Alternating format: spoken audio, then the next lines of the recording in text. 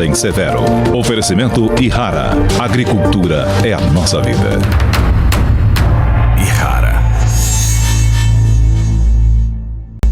Olá, sejam muito bem-vindos ao Hora H do Agro, um programa onde discutimos e analisamos os temas que mais importam para o agronegócio brasileiro.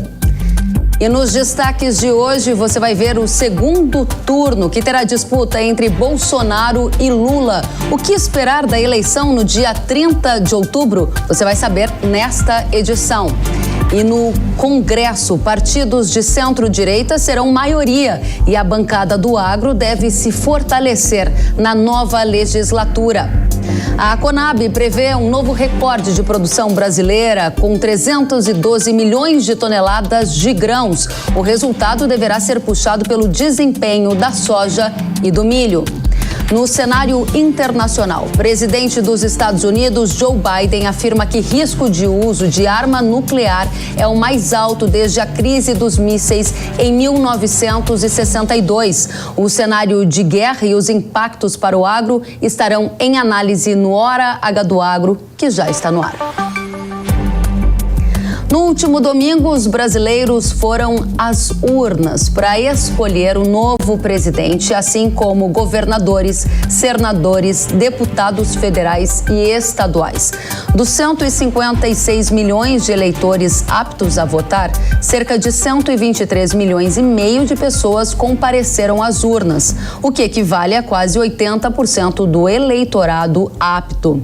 O índice de abstenção, ou seja, os que não compareceram às urnas, ficou em quase 21%, número próximo da média registrada em pleitos anteriores. Os votos brancos e nulos somaram 5,3 milhões, totalizando 4,4%.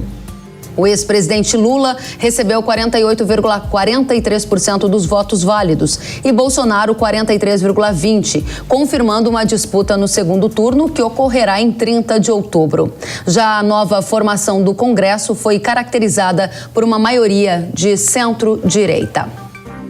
E a gente vai agora analisar o perfil do segundo turno da disputa, as estratégias de Bolsonaro e Lula e a formação do Congresso com impactos na pauta agro.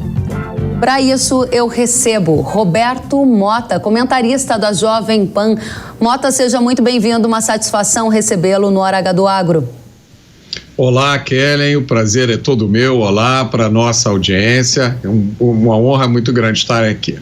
Muito obrigada igualmente. Nilson Leitão, presidente do Instituto Pensar Agro, IPA. Nilson Leitão, uma alegria recebê-lo, seja muito bem-vindo. Alegria, o privilégio é meu, Kellen. Muito obrigado pela oportunidade e um prazer estar aqui com o Roberto Mota também. Muito bem, vamos começar então a nossa primeira rodada. E, Roberto, a pergunta é para você. Qual vai ser o perfil da disputa neste segundo turno? É uma eleição nova, diferente da primeira, na sua opinião? Em alguns aspectos, Kellen, é a mesma eleição, é o confronto de duas visões para o Brasil, uma visão de esquerda que advoga a supremacia do Estado, uma visão de direita com ênfase na liberdade individual, é uma visão que procura achar desculpas para o crime, para o criminoso, versus uma visão que pede uma aplicação mais rigorosa da lei, é o conflito de histórias de corrupção versus os representantes da Lava Jato, é uma visão que demoniza a prosperidade versus uma visão de incentivo ao empreendedorismo, é a batalha já antiga da coletivização contra a noção de propriedade privada como um direito sagrado e, por que não dizer, uma batalha do MST e seus assemelhados contra o agronegócio que alimenta boa parte do mundo. Agora, em outros aspectos, é uma nova eleição, com mais tempo para foco nas questões relativamente importantes, porque agora só são 2 candidatos. O presidente da República entra nessa disputa com a base consolidada no Congresso, com a eleição de 99 deputados 113 senadores só na bancada do PL. Não só um bom número, mas uma bancada com uma qualidade excelente, que quebra aquela frase antiga que o Ulisses Guimarães dizia, né? Ele perguntava: vocês acham esse Congresso ruim? Então esperem o próximo. Essa lei do Ulisses Guimarães foi quebrada, porque o próximo Congresso vai ser muito melhor do que o atual. Nós temos a presença de personalidades como Sérgio Moro e Deltan Dallagnol, que vão conseguir fazer uma conversão de votos de muita gente que estava em dúvida. O governador de São Paulo, Tarcísio de Freitas, com um perfil técnico, também vai ajudar na aproximação com um tipo de eleitor menos afeito a uma pauta ideológica, e o apoio de 11 governadores em estados estratégicos. Então, em algumas coisas é a mesma eleição, em outras é uma nova eleição. Interessante, Mota. Você acabou de falar sobre essa formação do Congresso e eu vou voltar nesse tema com você, mas aproveito a deixa para perguntar a você, Nilson, qual a avaliação do Instituto Pensar Agro da formação do Congresso com perfil de centro-direita? Quais são os efeitos que isso gera para o agro, na sua opinião? Uma renovação na Câmara de 45% e o PT se mantém praticamente do mesmo tamanho. O PT não, a esquerda como um todo se mantém no mesmo tamanho, tanto no Senado como na Câmara, em termos percentuais. No Senado tinha lá 17% das cadeiras ocupadas, hoje ocupa 18,3%, quer dizer, uma oscilação muito baixa, né? Mas para a direita cresceu muito, né? Saiu de 14% para 26%, aqueles que se declaram de direita e aqueles que são de centro-direita, conforme declarado dentro da eleição de cada um. Então esse centro, ele dá uma diminuída no Senado, migrando para a direita um pouco mais, mas mantendo um centro robusto que é muito mais à direita, tem muito mais tendência para a direita. Eu acho que a grande vitória no total do Congresso Nacional está no Senado. Ali é uma vitória visível de uma mudança que precisava fazer, até porque a maioria das nossas pautas estão no Senado Federal hoje, porque já saíram da Câmara. Mas a Câmara Federal também não ficou para trás nesse sentido. Eu concordo com o Roberto que deu uma mudança, e uma mudança muito boa, dando muito mais característica a esse perfil desses nossos parlamentares que nós necessitamos para as reformas que estamos buscando há tanto tempo. Eles têm mais compreensão com isso. O IPA, quando nasce para melhorar a linguagem do nosso parlamentar, para dar a ele mais informação da demanda do agro. E agora já facilita muito mais esse trabalho com a frente parlamentar. Eu não tenho dúvida que a frente parlamentar vai crescer, apesar de ter perdido alguns nomes importantes, né, na Câmara, alguns porque migraram para o Senado, outros porque não foram à reeleição e outros porque foram derrotados, mas chega novos personagens com muita força e com a pauta pronta. Então eu acho que vai ser muito mais rápido para poder fazer essa mudança que precisa. Dentro do cenário total, cara, só para encerrar, e o Roberto já falou isso, você já tem esses números, mas a bancada do Bolsonaro fica já com 201 prontos para iniciar. O Lula ficaria com 139 e 173 seria esse meio, falando em bancada, né? Falando em bancada. Essa bancada tem uma tendência muito maior para estar com o Bolsonaro hoje do que com o Lula, né? Desses 173 que são do PSD, do PMDB, do PSDB, do Cidadania e tantos outros, mas que já defendem. Por exemplo, vou citar um nome, Arnaldo Jardim, deputado do Cidadania de São Paulo. Ele é agro e vota com essa pauta o tempo todo. Então eu tenho certeza que vai ter aí uma ampla maioria e o crescimento da frente parlamentar. Esse crescimento da frente parlamentar eu gostaria de abordar com você na próxima rodada. Inclusive, há poucas horas, né, eu estive estudando um documento produzido justamente com análise dos parlamentares eleitos na Câmara, no Senado, e essa configuração da frente parlamentar da agropecuária é tema para a gente continuar já. Nilson, volto com você, Roberto, porque a gente ouviu você analisando o primeiro turno da eleição, agora já deu um tom para o segundo turno, e a minha pergunta para você justamente sobre o tom das campanhas presidenciais, se ele muda a partir de agora. Eu tenho ouvido algumas questões sobre mais ênfase no cenário econômico. Onde é que estará o foco de Lula? Onde é que estará o foco de Bolsonaro nas próximas semanas? Na sua opinião, tem um tema específico que deve ganhar destaque? Kellen, a impressão que eu tenho é que o PT deve dobrar a aposta nas mesmas pautas que são centradas em torno não de discussão de projetos, de ideias, de alternativas, mas numa estratégia de campanha de demonização da figura do presidente. Infelizmente, essa é a realidade que está diante dos nossos olhos, é a repetição exaustiva de narrativas sem qualquer fundamento real. Como, por exemplo, o que eles repetem toda hora, que o presidente é contra a democracia, mas eles não apresentam um único ato antidemocrático realizado pelo presidente. Na estratégia eleitoral do PT, isso não tem muita importância, né? Que a narrativa deles não tenha contato com a realidade, porque eles contam hoje com o apoio da maioria dos veículos de mídia que repetem essas narrativas todos os dias.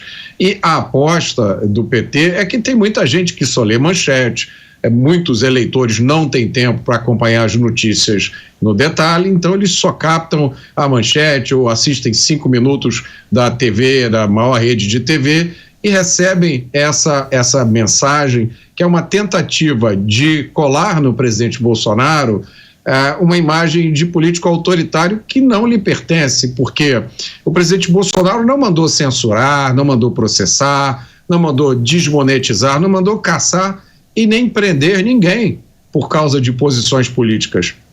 Essas coisas todas aconteceram no Brasil nos últimos anos, mas o responsável por elas não foi o presidente da República, mas para a estratégia eleitoral do PT, pouco importa, eles apostam na força da propaganda. Já o presidente Bolsonaro, eu acredito que vai manter o foco, sim, nas ideias que consistem principalmente na defesa das pautas da liberdade e das conquistas do governo. E aí a gente tem que reconhecer a realidade. O que aconteceu no governo Bolsonaro foi um fato inédito. O governo saiu de uma crise, talvez a maior crise dos últimos 100 anos, e saiu com o Brasil liderando o mundo em desempenho econômico e ajudando a alimentar boa parte do planeta. Um dado que muita gente no Brasil não sabia.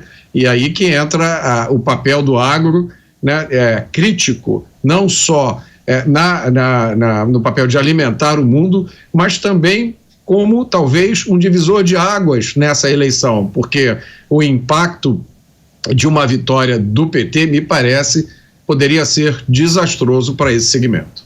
Muito obrigada, Mota, pelas considerações. Nilson, volto pegando o gancho aqui do Mota para trazer para você o impacto das eleições no segmento agro. Esse é um dos temas que a nossa audiência mais tem pedido informação. Para começar, antes de analisar impacto presentes, eu gostaria de avaliar impacto de Congresso. Você há pouco falava sobre a formação de centro-direita. E aí eu gostaria de entender quando você diz que há uma expectativa de fortalecimento da bancada agro em 2023 com novos pedidos de adesão. Essa é uma expectativa que vocês consideram porque houve um encolhimento da FPA com o resultado das urnas? Porque quando a gente compara, parece que encolheu, mas quando a gente olha para o futuro e vê o volume de novos deputados, o perfil do Senado, é completamente compreensível a expectativa da FPA de que haja nova adesão e, com isso, o número da legislatura a partir de 2023 supere o da legislatura atual. Gostaria que você explicasse para a nossa audiência. Bom, no Senado, por exemplo, nós sempre tivemos uma média de 8 a 12 senadores que eram atuantes. Hoje nós teremos mais de 20 senadores, com certeza absoluta, atuantes e liderados com qualidade. Teremos a liderança da Tereza Cristina, a liderança do Rogério Marinho. Então são novos senadores chegando com muita força do agro. E aqueles que também acompanharão a pauta, com certeza, como é o caso do senador Marcos Pontes, agora de São Paulo, Alan Rick, lá do Amapá, que já estava passando por ali, da própria Damares, que não são pessoas que são do agro diretamente, que tem essa peculiaridade com o agro, mas que obviamente vão defender a pauta do Brasil, e a pauta do agro é uma pauta nacional, uma pauta do emprego, da renda, né? Do crescimento, do desenvolvimento, é o carro-chefe dessa economia. Então, com certeza terá mais compreensão. Só para o nosso internauta entender melhor, e quem está nos acompanhando, é justamente entender que tem os projetos que dão segurança jurídica. O direito à propriedade no Brasil, eles estão no Senado Federal. É o caso da regularização fundiária, é o caso do licenciamento ambiental, temas para desenvolvimento da produção com qualidade, que é o caso do defensivo agrícola, o tema do autocontrole, que dá liberdade e celeridade e transparência para a agroindústria trabalhar com mais cuidado. Então, são temas que estão parados lá. E ainda na Câmara, que também acreditamos nesse crescimento, porque perdemos alguns parlamentares importantes, mas serão substituídos por uma quantidade ainda maior. Em vários estados foi demonstrado isso. E, por exemplo, o tema do marco temporal, um tema para poder dar segurança jurídica para o proprietário rural, sem precisar agredir, fazer qualquer coisa ruim contra essa minoria tão falada, que é a questão indígena, a questão do quilombola. Esses também terão segurança jurídica com a nova legislação, terão liberdade econômica para poder produzir com o seu próprio suor, com a sua dignidade, poder sobreviver sem depender apenas de transferência de renda do dinheiro público, que a maioria quer. Então, essas legislações todas eu acho que serão mais fáceis de ser tocadas a partir daí, mas só para encerrar aqui, ainda com a esperança de que os últimos 60 dias de mandato pós-eleição ainda podemos aprovar algumas dessas pautas no Congresso Nacional com o que nós temos hoje. Muito bem lembrado, a gente está de olho aqui na legislatura de 2023, mas temos ainda 60 dias para que esses temas tão caros para o agro avancem no Congresso. Muito bem colocado, Nilson. Volto com você, Mota, para esse nosso bate-papo, porque você já dava uma indicação ali sobre as suas expectativas para o segundo turno e a gente vai afunilando essa conversa. A pergunta agora é, há um favorito no segundo turno? Os 5,3 milhões de votos nulos, brancos, podem fazer alguma diferença? 2 em 1 para você. Kellen, os votos nulos, brancos e as abstenções podem fazer toda a diferença. Os resultados do primeiro turno é que dizem que o presidente Bolsonaro parece como favorito. Isso não significa que uma vitória será fácil. Como eu disse, eu acredito que as apostas da esquerda vão ser dobradas ou triplicadas. A esquerda simplesmente não tem um plano B. O candidato da esquerda, o candidato do PT, não tem qualquer futuro político fora dessa eleição. Não custa lembrar, ele é um candidato que não pode sair às ruas, fez uma campanha praticamente recluso. E boa parte dos votos que ele recebeu no primeiro turno, eu coloco esses votos, eu dou o crédito à atuação do que eu chamo da trinca do mal, que foi o consórcio de mídia, um consórcio de pesquisas e o partido dos tribunais. Sem essa trinca, essa eleição seria vencida pelo presidente Bolsonaro, na minha opinião, no primeiro turno e por uma larga margem. O que apresentou o resultado do primeiro turno foi essa campanha incessante de demonização de um político que nas ruas é o político presidente mais popular da história do Brasil. Isso que a mídia está fazendo, na minha opinião, é uma vergonha. Eu acho que a história vai registrar isso. Eu tenho certeza que a justiça vai ser feita. A gente tem observado muito no noticiário a questão dos votos do Nordeste e também os votos de Minas Gerais, como alguns dos locais em que há uma votação mais proeminente para o candidato do PT, o Lula. Como você avalia essa situação, Mota? Os votos de Minas Gerais são uma situação complicada de se explicar. Eu já vi algumas tentativas de explicação.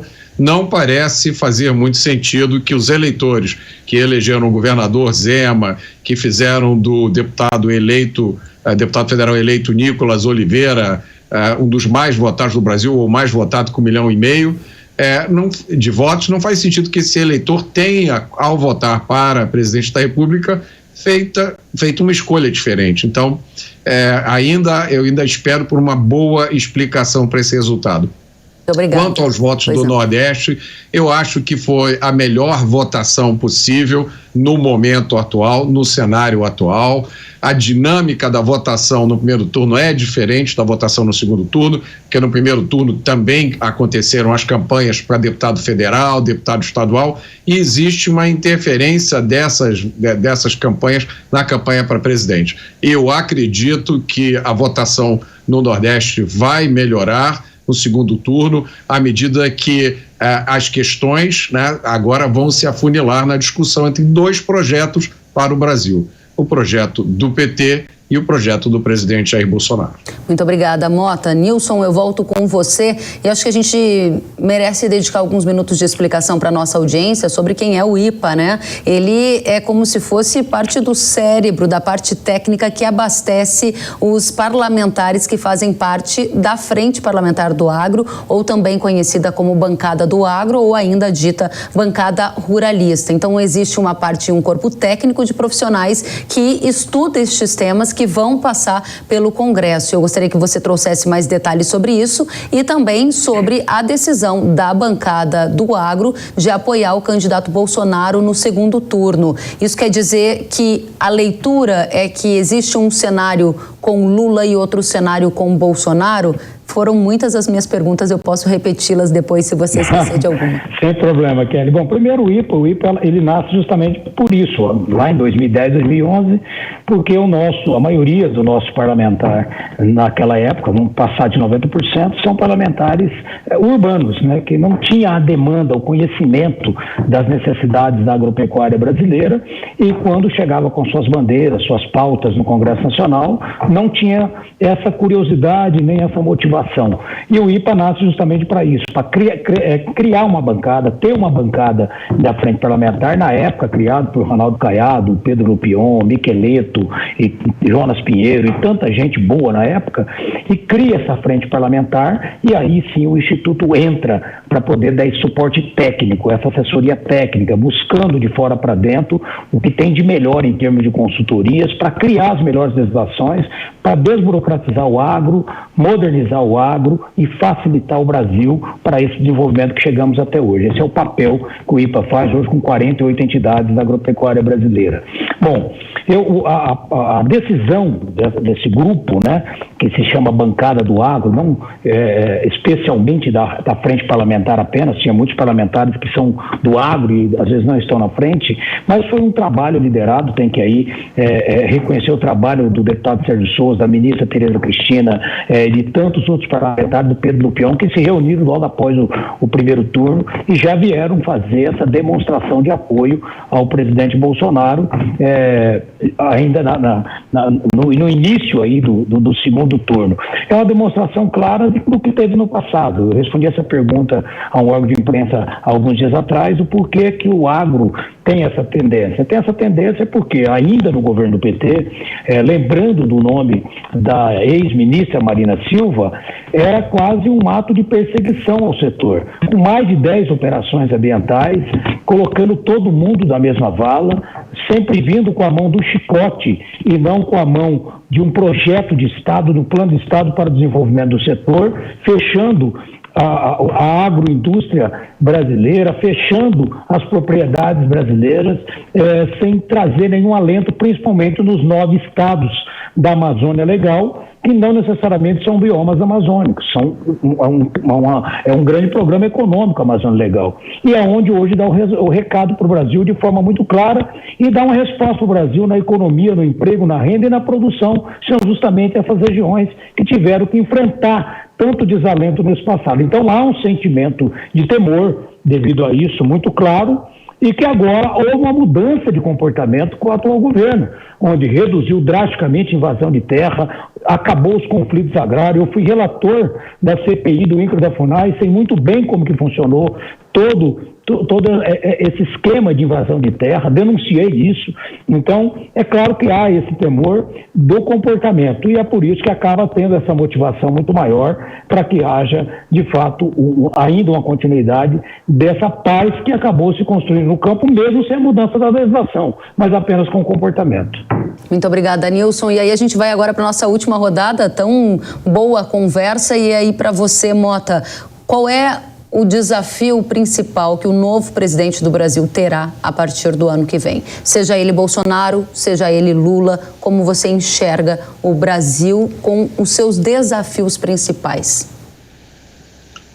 O desafio principal é vencer as limitações do nosso sistema político para aprovar, Kellen, aquelas reformas que são as mais importantes e que podem colocar o Brasil definitivamente numa posição assim de liderança nas economias mundiais, né? Então a gente está falando da reforma tributária, É importante também uma reforma política, ou reforma eleitoral, que, na minha opinião, deveria incluir um voto não obrigatório, mudar o sistema proporcional para um sistema distrital. Eu considero a reforma do sistema de justiça criminal também é essencial. O nível de criminalidade que o Brasil tem hoje é completamente destoante de todos os países que nos cercam, da maioria das democracias do mundo. É uma coisa insustentável. E, na minha opinião, o presidente Bolsonaro, a reeleição do presidente Bolsonaro, é a única esperança que o país tem de ver essas questões adequadamente tratadas. Porque o PT defende uma visão do mundo que parou nos anos de 1980. É uma visão centralizadora, populista, paternalista, com ênfase em burocracia e totalmente ineficiente. É uma visão que coloca o cidadão como servo do Estado. Eu não acredito que com o PT no poder, qualquer progresso na direção dessas reformas será feito. E, eles passaram 16 anos no poder, nenhuma reforma estrutural foi aprovada, mas a gente viu aí grandes eventos esportivos, uma infinidade de dinheiro gasto com outras coisas, e o que é essencial mesmo ficou para ser feito no governo Bolsonaro. Muito obrigada, Mota. Nilson, qual é a sua visão de um agronegócio brasileiro com Bolsonaro na presidência e com Lula na presidência, olhando para uma perspectiva a partir de 2023? O que a gente espera nessa esteira, né? A nossa luta é fazer o Brasil reformado.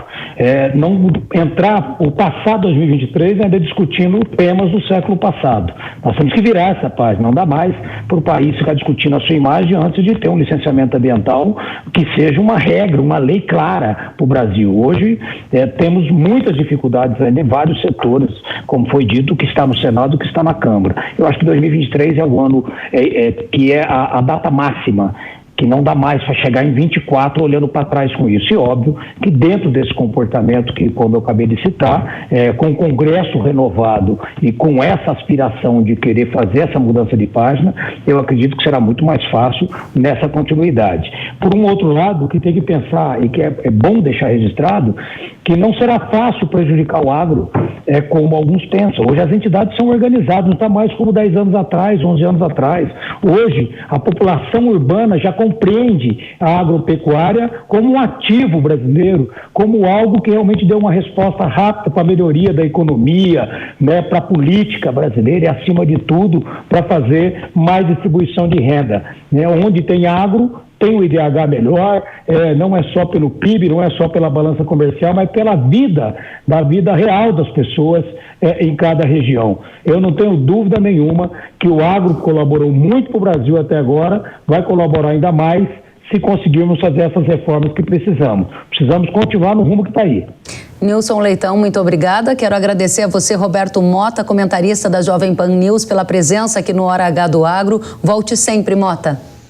Eu é que agradeço, Kellen, foi um prazer estar aqui, prazer conhecer o Nilson também, e obrigado a toda a audiência. Obrigada a você, obrigada a Nilson Leitão, presidente do Instituto Pensar Agro, o IPA. Seja muito bem-vindo, volte mais vezes, foi um prazer recebê-lo, Nilson. Kellen, parabéns pelo programa, você como sempre dando um show aí, falando do agro, melhorando cada vez mais essa imagem, que é tanto que a gente precisa, e parabéns mesmo, muito obrigado pela oportunidade aqui, obrigado Roberto Mota, obrigado a todos aí. Muito obrigada a vocês, até a próxima. E você que sempre acompanha o Hora H do Agro já sabe que eu costumo viajar ao Brasil para viver um dia como agricultor. É isso mesmo. No episódio da série Agricultor Todo Dia de hoje, você vai conhecer a família Batista de Conchal, São Paulo, que fez história na produção de tomates. A convite da Ihara, eu viajei até lá para aprender com eles como produzir, colher, separar e distribuir tomates. Vamos ver?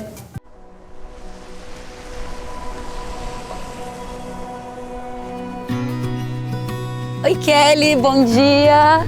Adorei essa chegada aqui. Me conta, você é de Conchal? Não, eu vim de São Paulo. Aqui é uma das unidades da Batista Agronegócio. E o tomate entrou na minha vida em 2003, quando a gente começou a plantar tomate. Antes a gente comercializava. Meu pai não nasceu numa lavoura de tomate. O meu pai vendeu tomate, mas aquilo não era o suficiente para ele. Ele precisou vir para a roça e conhecer disso, investir nisso. Tá falando de tomate aí, né? Ai, meu pai é um ser humano muito incrível, diferente de tudo que eu já vi. A força dele é muito grande, ele não desiste, ele é persistente, ele acredita na visão dele.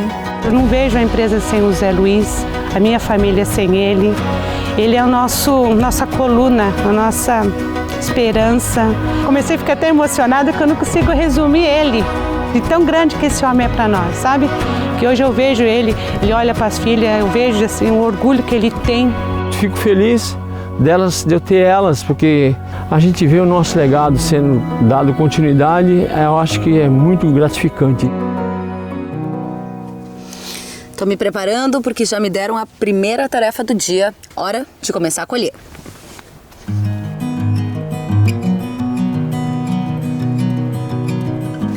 Aqui a cor do tomate é essa aqui, ó. Esse rosadinho aqui já significa que tá bom? Isso. Tá indo bem, seu Zé? Sensacional já. Já é colhedeira de tomate já. Os agricultores de verdade aqui, vocês viram eles hoje, né? O Zé Alves. Hoje tá um dia de sol, hoje tá um dia com tomate bonito. Teve dias aqui de muita chuva, teve dias de geada, teve dias de colher uma caixa de tomate.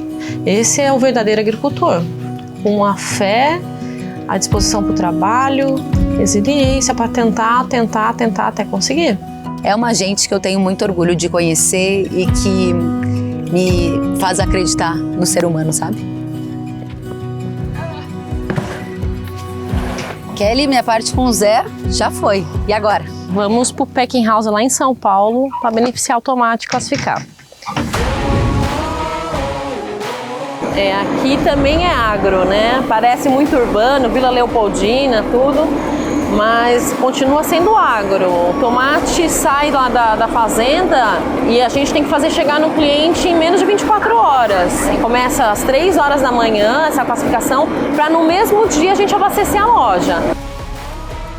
O produto da Batista é diferenciado. Peso, qualidade, produto bom.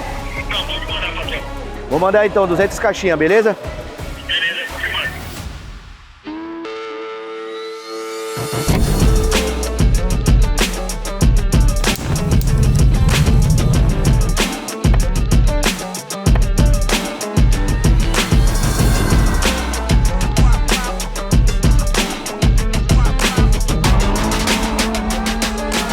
Essa conexão assim, sei lá, é o meu tomate, fui eu que produzi. Muito gostoso. Quando você vai no mercado, você vê a nossa embalagem lá, sabe? É um sabor assim de vitória mesmo. A saúde, a prosperidade e o tomate.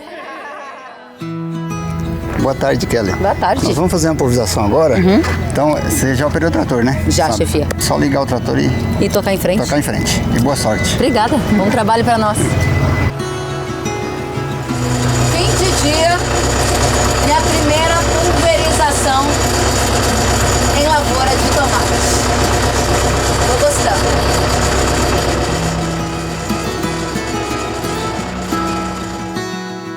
O que eu aprendi com o tomate?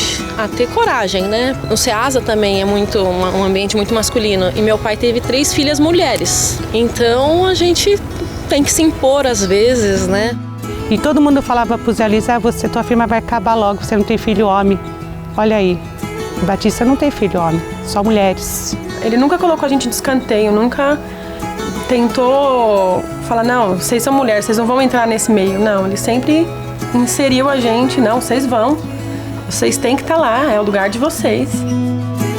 Não tem diferença. Tem seres humanos se aprimorando e ficando prontos para ocupar os espaços que eles desejam ocupar. Elas estão onde elas desejaram estar e nunca acreditaram que lá não poderiam chegar. São muitas mãos para chegar esse produto aqui, né? Não é um agricultor, são trabalhadores rurais, são caminhoneiros, são os embaladores e os comerciantes da Ceagesp e dos varejistas também. E ninguém sabe o trabalho que tem por trás, a quantidade de pessoa que trabalhou, por quantas mãos o tomate passou. Na roça também não é um só, né? É uma equipe inteira que faz tudo e faz tudo, graças a Deus, faz tudo com amor. Tá muito claro, assim, que A base da família, a essência do trabalho, a preocupação com as pessoas e o amor por produzir alimento estava presente nessa história.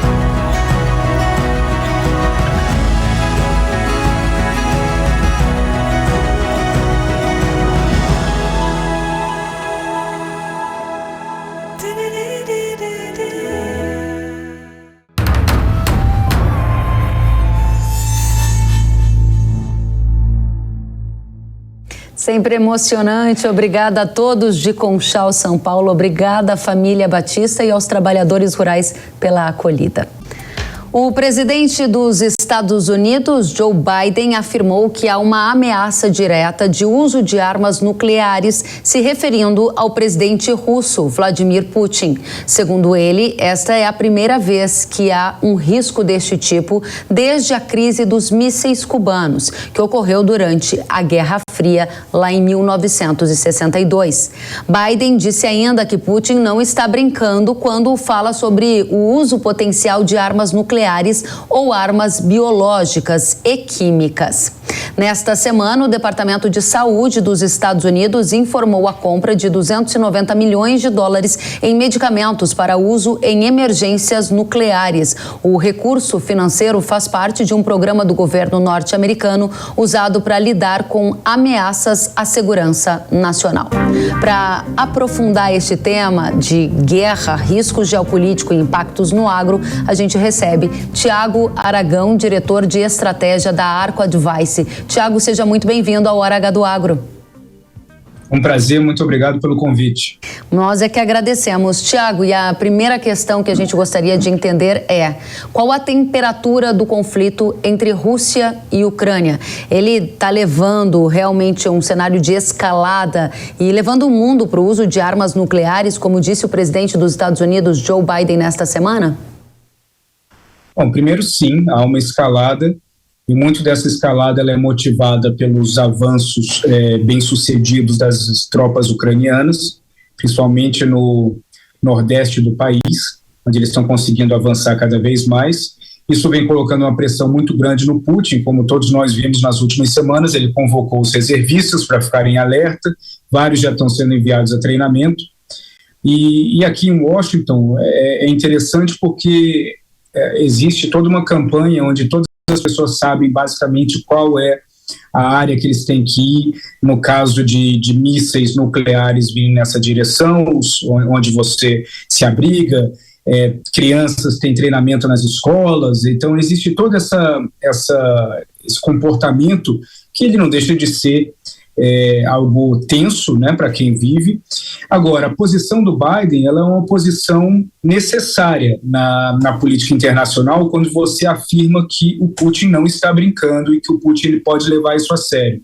Esse tipo de narrativa, ele basicamente estimula uma reação do lado russo de acalmar em relação a essa potencialidade. Se o Biden, por exemplo, falasse que duvida que o Putin vai fazer isso, que não crê que ele faria isso poderia levar a uma escalada mais rápida. De qualquer forma, há uma escalada, há uma tensão. O Putin ele é muito movido pelas opiniões do Patrushev, que é o seu assessor principal, e essa é uma situação que está gerando um desconforto grande em Washington. Essa questão que você trouxe de Washington, onde você está no momento, de que as escolas estão fazendo treinamentos, de que há todo um fator educacional para a população num contexto de armas nucleares, isso não é trivial. Isso é algo que está acontecendo em função desse contexto geopolítico, Tiago?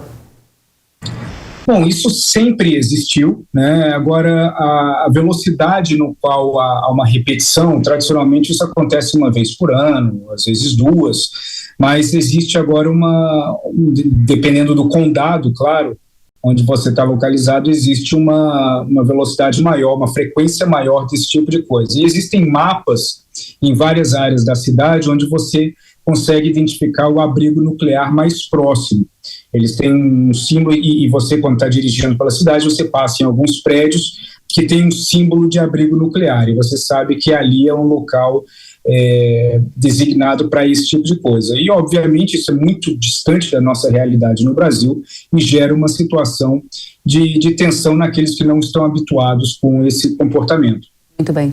Nós devemos acompanhar o que para medir a temperatura geopolítica na sua avaliação? Porque o agronegócio é um dos setores mais internacionalizados da economia brasileira e muito impactado pelo rumo que essas questões tomam no mundo. O que você nos recomenda para a audiência do Hora H do Agro? Bom, existem alguns sinais, né, que a gente pode observar. Primeiro, e esse primeiro sinal, infelizmente, ele é um pouco contraintuitivo, mas à medida que nós vemos o avanço e o sucesso das tropas ucranianas, que é algo que a grande maioria de nós deseja ver por conta da invasão, à medida que nós vemos esse avanço ucraniano, a possibilidade de uma retaliação mais agressiva do Putin aumenta. Se o Putin tivesse claramente vencendo a guerra na Ucrânia, essa narrativa não estaria na mesa. Então, à medida que nós temos um avanço bem sucedido das tropas ucranianas, nós vamos ver cada vez mais essas ideias sendo ventiladas ou pelo governo russo ou por fontes ligadas ao governo russo, e só o fato de falar sobre isso aumenta a escalada, porque à medida que você tem cada vez mais debates em relação a isso e provocações, o aumento de um erro há um crescimento na possibilidade de erro. Então, acho que esse é um sinal. Segundo, a gente também tem que ver como um fator de medida as pressões que são colocadas em cima da Rússia. Então, por exemplo, se amanhã os Estados Unidos e a OTAN fortalecem a sua presença na Estônia, na Lituânia, na Turquia, ou até em outros países da região, na Romênia, isso obviamente é um indicativo de que a situação está se tornando mais tensa. E a Romênia acaba sendo um país extremamente importante dentro desse contexto, por conta da confiança que muitos líderes da OTAN têm na capacidade da Romênia de se colocar como uma linha de frente forte, e ali acaba sendo também onde os russos medem a alocação de recursos da OTAN. Então, se crescer os recursos da OTAN na Romênia, a resposta russa tende a começar a ser um pouco mais agressiva. Interessante o que você está trazendo, e me ocorre uma frase que eu ouvi de um analista que fazia as avaliações sobre guerra, que disse o seguinte: Rússia não aceitará perder. Você concorda com esse ponto? Eu concordo, Kelly, um ponto muito importante que vem nessa linha que você falou, é que cada lado está lutando a guerra que vê, que não são necessariamente as mesmas guerras. A Rússia, ela entende que ela está lutando pela sua unidade e a sua projeção de poder na região. Então é uma luta existencial, assim como a Ucrânia está envolvida numa luta existencial. Os Estados Unidos e a OTAN não estão enxergando isso como uma guerra existencial, porque as suas existências não estão ameaçadas nem mesmo sob as suas próprias interpretações. A gente pode argumentar que a existência da Rússia não está sob risco, mas a interpretação russa é de que sim, ou pelo menos a interpretação do Putin. Quando o fator existencial ele vira um componente numa guerra, isso faz com que o ímpeto de lutar até o fim seja cada vez mais claro. E para dois lados que têm um poder equivalente, principalmente as forças ucranianas e as forças russas, estão dispostas a lutar, isso mostra que não deve acabar tão cedo. E à medida que o tempo vai passando, a situação vai ficando mais tensa, como nós vimos agora nesses últimos dias, a posição da Rússia com a Arábia Saudita na reunião da OPEC+, onde decidiram cortar em 2 milhões de barril a produção de barris, fazendo o preço disparar na segunda-feira. Esse tipo de coisa vai acontecer com mais frequência. Muito importante as considerações que você está fazendo para a nossa audiência. A audiência do Agro, ela é muito atenta à questão geopolítica, e que bom tê-lo conosco. A próxima pergunta que eu gostaria de fazer conecta muito com o que você falava há pouco sobre a presença da OTAN. Uma das exigências de Putin, à época de que a gente começou a discutir a guerra, era de que a Ucrânia nunca aderisse à OTAN. E nós vimos na semana passada que a Ucrânia assinou um pedido de adesão acelerado para a entrada na organização. Como é que fica essa situação? Bom, isso coloca um risco muito grande para todo o contexto europeu, porque, bom, o que você ganha fazendo parte da OTAN? Você ganha, primeiro, o acesso a equipamentos mais modernos, que geralmente as suas forças armadas não têm, Naturalmente você ganha a possibilidade de um treinamento conjunto com vários outros países e a unificação de algumas áreas das suas inteligências militares, mas o ponto mais importante da OTAN é que o ataque a um membro representa um ataque a todos. E isso aí abre um ponto de interpretação muito grande.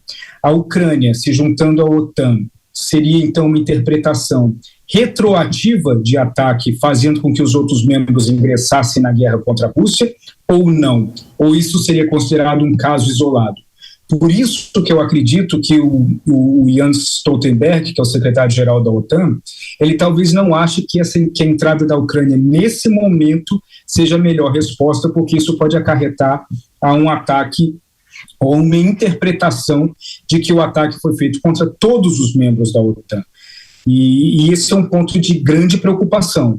Talvez o mais sensato seria seguir ajudando a Ucrânia com toda a ajuda que vem sendo feita, com os mísseis de curto alcance, de longo alcance, as baterias e artilharias antiaéreas, os equipamentos mais simples de logística e também os mais sofisticados, mas acelerar o ingresso formal da OTAN uma vez que essa situação tenha terminado e favorável à Ucrânia, obviamente, porque senão não tem o que negociar. A entrada da Ucrânia na OTAN nas condições atuais poderia significar o início da Terceira Guerra Mundial?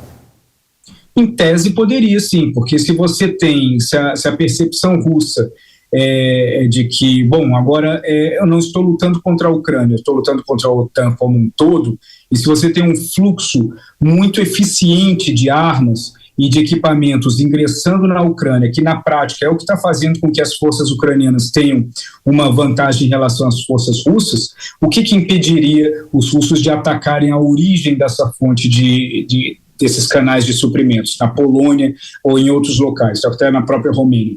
Então isso é uma situação muito tensa. Eu tenho certeza que a própria Rússia está com medo de que a Ucrânia entre na OTAN, porque eles também não gostariam de se ver numa situação onde eles estão em guerra formal contra todo o bloco, porque aí sim seria uma situação completamente impensável.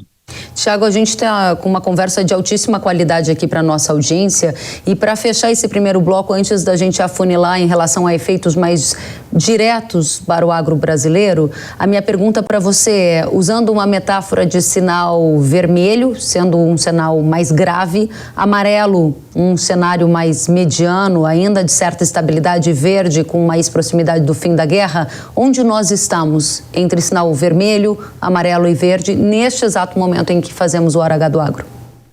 A gente está ficando laranja, a gente está entre o amarelo e o vermelho, numa situação onde os dois lados estão com ímpeto, a OTAN está com ímpeto, mas ninguém consegue saber qual que é o próximo passo. E quando você não sabe qual que é o próximo passo, você tende a fortalecer a sua ação do momento.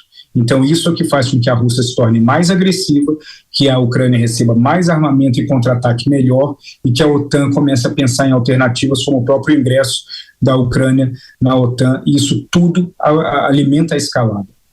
Interessantíssimo, porque o que você acaba de dizer, quando a gente não sabe qual é o próximo passo, é assim que eu tenho percebido muitas pessoas do setor agro tentando entender qual é a situação da guerra para tentar se antecipar ao que deve acontecer com um efeito no mercado de energia, com o mercado agrícola. E uma das questões que é acompanhada muito de perto é a questão do corredor de exportação de grãos no Mar Negro.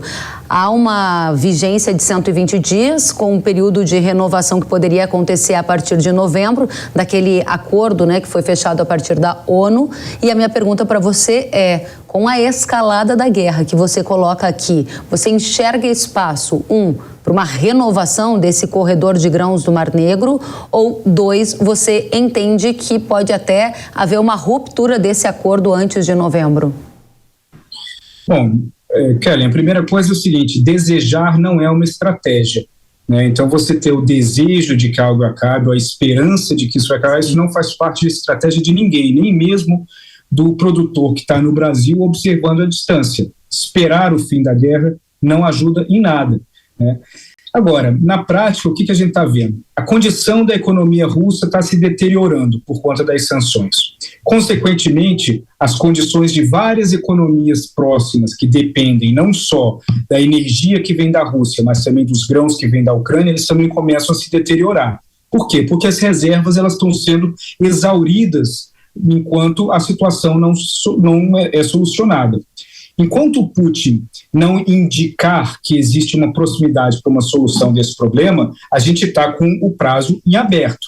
E com o prazo em aberto, a gente tem uma possibilidade, um risco interessante, que é o risco de que a Rússia ela use esse acesso dos grãos precisamente para colocar mais pressão na Ucrânia e na OTAN, utilizando o fluxo de fornecimento de grãos para outros países, o corredor de grãos, como uma forma de pressionar e de chantagem bem similar ao que foi feito em relação à produção de barris de petróleo da OPEC e da OPEC+.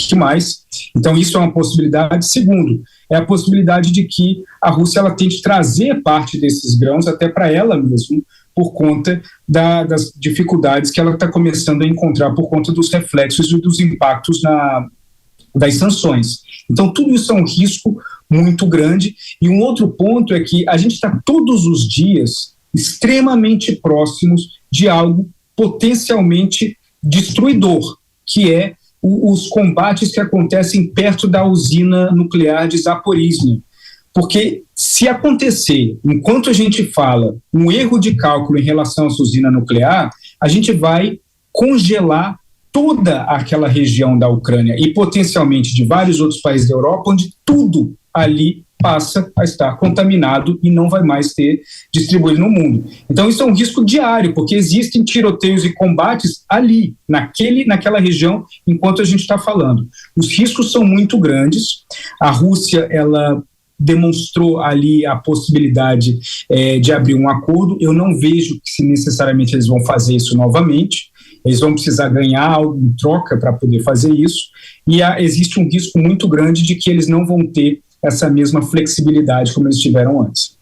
Muito bem explicado. Tiago, para a gente finalizar, o que a gente pode esperar a partir de agora e quais são os efeitos no agro mais objetivos e importantes? Aí falando de agronegócio do Brasil, em alguma medida você entende que o resultado da eleição aqui no Brasil pode impactar o posicionamento geopolítico do nosso país a partir de 2023? Se sim, de qual maneira? Kellen, o Brasil, ele é, infelizmente, independente de quem ganhar, ele é um passageiro das circunstâncias que acontecem fora do Brasil. O nosso poder de influência e de decisão no que está acontecendo fora, ele é mínimo. E existem dois tipos de abordagens estratégicas dentro do âmbito da neutralidade. Na verdade, dois tipos de abordagem dentro do âmbito da neutralidade. A neutralidade por ignorância e a neutralidade por estratégia. A neutralidade por estratégia, ela abre a possibilidade de você vislumbrar uma solução a curto e médio prazo. Quais são os riscos para o Brasil? A partir do momento que o Brasil ele é super dependente em um comprador, você já tem um risco intrínseco que se baseia na política doméstica daquele comprador, no caso a China. Então, se existe algum processo de instabilidade ou de mudança de percepção ou de qualquer coisa dentro da política chinesa, isso afeta diretamente o agro brasileiro, o que é muito irônico, porque na prática o produtor brasileiro ele deveria torcer pela estabilidade do governo chinês, o que acaba sendo irônico dentro de vários posicionamentos. Quando a gente olha o que está acontecendo na Europa, a resolução o mais rápido possível é de interesse do Brasil e do agro, naturalmente. Agora, isso também não aparenta acontecer tão certo. O que eu vejo é que existe um erro ao longo dos últimos anos, que foi uma falta de foco na diversificação de compradores. Essa falta de foco ela é um erro tanto desse governo quanto dos governos anteriores, porque o Brasil ele se colocou muito confortável a partir do momento que a gente tinha um comprador contínuo e de alto nível e que comprava em alto volumes, e assim a gente não precisou diversificar. Mas o mundo está mudando.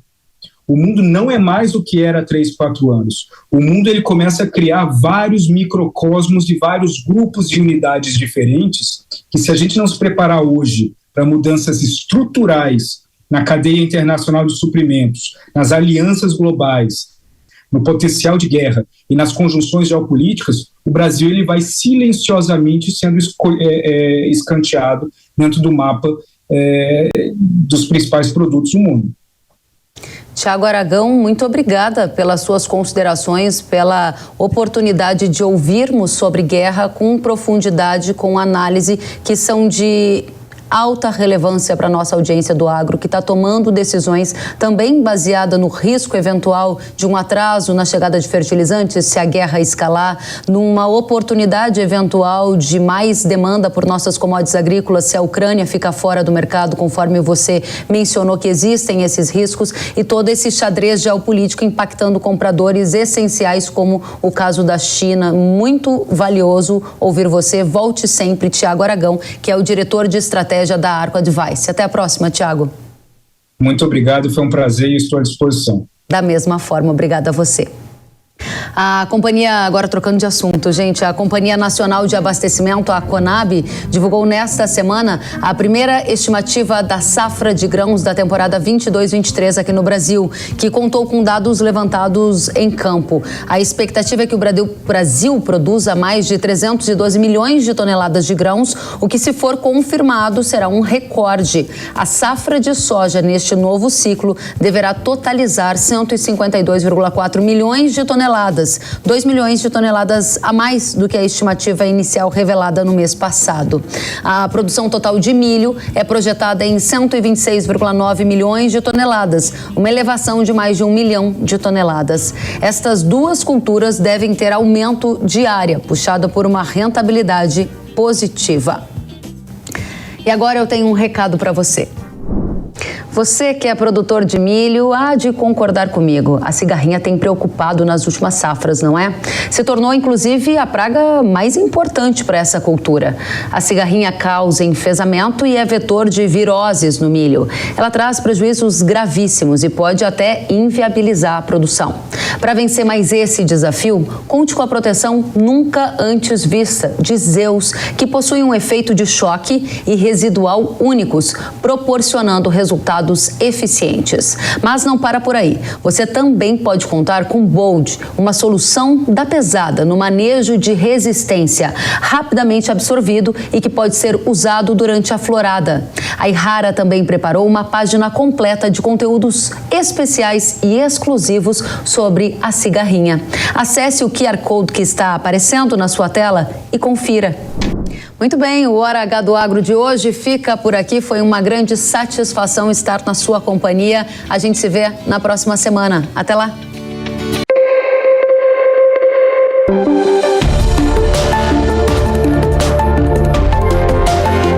Hora H do Agro, com Kellen Severo. Oferecimento Ihara. Agricultura é a nossa vida.